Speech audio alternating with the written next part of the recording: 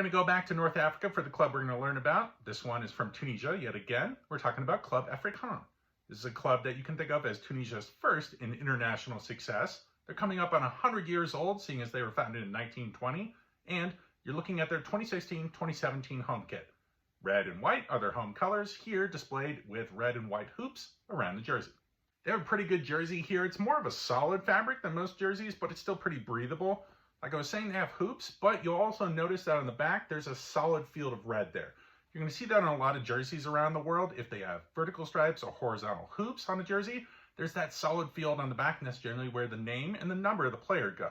Lots of countries actually require that if you have that kind of jersey so that you can more easily see the name and number.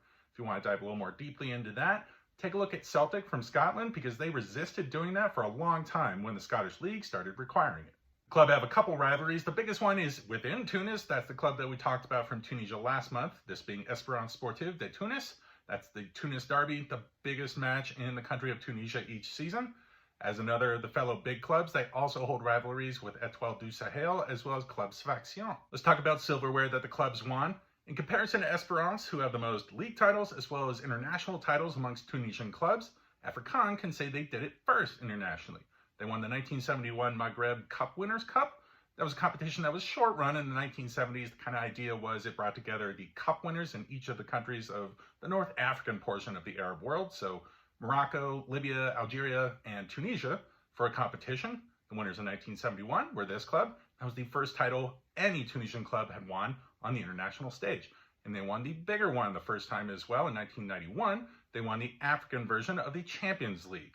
They have a very good pedigree as well within the country of Tunisia, seeing as they've won 13 each of the league title as well as the cup title within the country. It's a little bit of a dry spell at the current moment, seeing as they haven't won the league since 2015 or the cup since 2018. Talked for a long time there, so I'm going to go quick between one player each, this time between former players and current squad, with former players starting with Fawzi Ruisi. He was a striker for the club. He was a member of that victory in the Champions League in 1991, came through the academy for the club, so he grew up with them. He was a great goal scorer for Tunisia as well, playing as an international for them throughout the 90s. He even made some moves into Europe, playing in France with Caen and Greuther Fürth in Germany. And the man in their current squad is an older player that I want you to look out for. At 39, Wissam Ben Yahia is almost eternal.